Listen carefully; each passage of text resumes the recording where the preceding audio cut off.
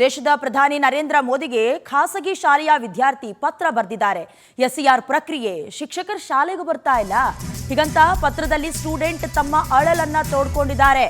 ಈಗಾಗಲೇ ಹೊಸ ಶೈಕ್ಷಣಿಕ ವರ್ಷ ಆರಂಭ ಆಗಿದೆ.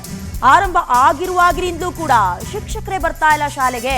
ಇದಕ್ಕೆ ಎಸ್ಐಆರ್ ಕಾರಣ. ಪ್ರಕ್ರಿಯೆಗೆ ಶಿಕ್ಷಕರನ್ನ ನೇಮಕ ಮಾಡಿಕೊಂಡಿದ್ದಾರೆ.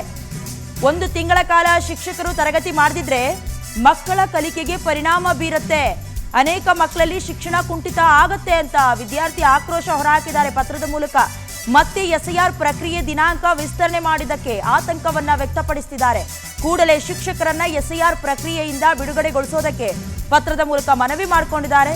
ಪ್ರಧಾನಿ ಮೋದಿಗೆ ಪತ್ರ ಬರೆದು ಮನವಿ ಮಾಡಿಕೊಂಡಿರೋದು ವಿದ್ಯಾರ್ಥಿ ಗೋಕುಲ್ ಬಹಳ ಉತ್ತಮ ಹೆಜ್ಜೆಯನ್ನ ಇಟ್ಟಿರೋದು ಗೊತ್ತಾಗ್ತಾ ಇದೆ. ಈಗಾಗಲೇ ಇಡೀ ದೇಶದಾದ್ಯಂತ ಎಸ್ಐಆರ್ ಪ್ರಕ್ರಿಯೆ ಬಹಳಷ್ಟು ಚರ್ಚೆ ಕಾರಣವಾಗ್ತಾ ಇದೆ. ಅದರಲ್ಲಿ ಬಹಳ ಪ್ರಮುಖವಾಗಿ ಶಿಕ್ಷಕರನ್ನ ಕೂಡ ಬಳಕೆ ಮಾಡ್ಕೊಳ್ತಾ ಇರೋದು. ದಿನಕ್ಕಿಷ್ಟು ಮನೆಗಳನ್ನ ವಿಸಿಟ್ ಮಾಡಬೇಕು ಅಂತ ಟಾರ್ಗೆಟ್ ಕೊಡೋದ್ರ ಮೂಲಕ ಕೆಲಸಕ್ಕೆ ಹಚ್ಚಿಬಿಟ್ಟಿದ್ದಾರೆ. ಆದರೆ ಎಲ್ಲೋ ಒಂದು ಕಡೆ ವಿದ್ಯಾರ್ಥಿಗಳ ಭವಿಷ್ಯ ಏನು ಅದರ ಲೆಕ್ಕಾಚಾರ ಕೇಂದ್ರ ಸರ್ಕಾರಕ್ಕಾಗ್ಲಿ ಈವನ್ ರಾಜ್ಯ ಸರ್ಕಾರಕ್ಕಾಗ್ಲಿ ಇಲ್ಲ ಅಂತ. ಯಾಕಂದ್ರೆ ಈಗಾಗಲೇ ಎಸ್ಐಆರ್ ಪ್ರಕ್ರಿಯೆಯ ದಿನಾಂಕವನ್ನ ಕೂಡ ವಿಸ್ತರಣೆ ಮಾಡಿರೋದು ವಿದ್ಯಾರ್ಥಿಗಳಲ್ಲಿ ಆತಂಕವನ್ನ ಮನೆ ಮಾಡಿದೆ. ನಮಗೆ ತರಗತಿಗೆ ಹೋಗ್ತೀವಿ, ಶಿಕ್ಷಕರೇ ಬರ್ತಾ ಇಲ್ಲ, ಯಾರು ಪಾಠ ಹೇಳ್ಕೊಡ್ತಾರೆ ಅಂತ ಆತಂಕವನ್ನ ಹೊರಹಾಕಿದ್ದಾರೆ.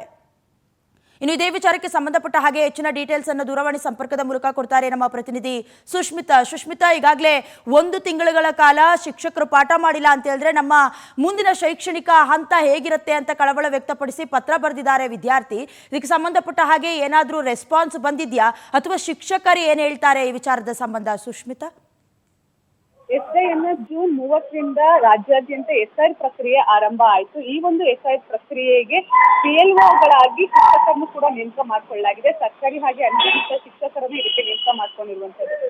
ಇದರಿಂದಾಗಿ ಕಳೆದ 1 ತಿಂಗಳಿಂದಲೂ ಕೂಡ ಶಿಕ್ಷಕರು ಸರಿಯಾಗಿ ತರಗತಿಯಲ್ಲಿ ಪಾಠ ಮಾಡ್ಲಿಕ್ಕೆ ಆಗ್ತಾ ಇಲ್ಲ. ಯಾಕಂತ ಹೇಳಿದ್ರೆ ಬೆಳಗಿಂದ ಸಂಜೆವರೆಗೂ ಕೂಡ ಅವರಿಗೆ ಕೊಟ್ಟಿರುವಂತಹ ಟಾರ್ಗೆಟ್ ಅನ್ನ ಮುಗಿಸೋದ್ರಲ್ಲಿ ಶಿಕ್ಷಕರು ಬ್ಯುಸಿ ಆಗಿದ್ದಾರೆ. ಇದೀಗ ಮತ್ತೆ ಆಗಸ್ಟ್ 8ನೇ ತಾರೀಕುವರೆಗೂ ಕೂಡ ಈ ಒಂದು ಎಸ್ಐಆರ್ ಪ್ರಕ್ರಿಯೆಯನ್ನ ಮುಂದೂಡಲಾಗಿದೆ. ಇದೇ ರೀತಿಯಲ್ಲಿ ಆಯ್ತು ಅಂತ ಹೇಳಿದ್ರೆ ಮಕ್ಕಳ ಕಲಿಕೆ ಮೇಲೆ ಸಾಕಷ್ಟು ಪರಿಣಾಮ ಬೀರುತ್ತೆ ಅಂತ ಹೇಳಿ ಹೀಗಾಗಿ ಕೂಡಲೇ ಶಿಕ್ಷಕರನ್ನು ಈ ಒಂದು ಎಸ್ಐಆರ್ ಪ್ರಕ್ರಿಯೆಯಿಂದ ಕೈ ಬಿಡಬೇಕು ಅಂತ ಹೇಳಿ ವಿದ್ಯಾರ್ಥಿಯೊಬ್ಬ ಪ್ರಧಾನಿ ನರೇಂದ್ರ ಮೋದಿಗೆ ಒಂದು ಪತ್ರವನ್ನು ಕೂಡ ಬರೆದಿರುವಂತದ್ದು. ಹಾಗೆ ಇದೇ ಸಂಬಂಧವಾಗಿ ಇವತ್ತು ಕೂಡ ಕೆಲವೊಂದಿಷ್ಟು ಶಾಲೆಗಳಲ್ಲಿ ಪ್ರತಿಭಟನೆ ಮಾಡಲಿಕ್ಕೆ ಪೋಷಕರು ಹಾಗೆ ಮಕ್ಕಳು ಮುಂದಾಗಿರುವಂತದ್ದು. ಪ್ರಮುಖವಾಗಿ ಕಳೆದ 1 ತಿಂಗಳಿಂದಲೂ ಕೂಡ ಅದರಲ್ಲೂ ಕೂಡ ಪ್ರಮುಖವಾಗಿ 2026-27ನೇ ಶೈಕ್ಷಣಿಕ ವರ್ಷ ಆರಂಭ ಆದಾಗಿಂದಲೂ ಕೂಡ ಮಕ್ಕಳಿಗೆ ಸರಿಯಾಗಿ ಶಿಕ್ಷಣ ಸಿಗ್ತಾ ಇಲ್ಲ, ತರಗತಿಗಳು ನಡೀತಾ ಇಲ್ಲ. ಇದರಿಂದ ಒಂದ್ ರೀತಿಯಲ್ಲಿ ಪೋಷಕರು ಹಾಗೆ ವಿದ್ಯಾರ್ಥಿಗಳ ಪರಿಸ್ಥಿತಿ ಅತಂತ್ರ ಆಗಿರುವಂತದ್ದು. ಹೀಗಾಗಿ ಕಾದ್ ನೋಡ್ಬೇಕಾಗಿದೆ ಮುಖ್ಯ ಚುನಾವಣಾ ಆಯೋಗ ಶಿಕ್ಷಕರನ್ನ ಬಿಡುಗಡೆಗೊಳಿಸುತ್ತಾ ಈ ಒಂದು ಎಸ್ಐಆರ್ ಪ್ರಕ್ರಿಯೆಯಿಂದ ಅಂತ ಹೇಳಿ. ಡಯಾನಾ,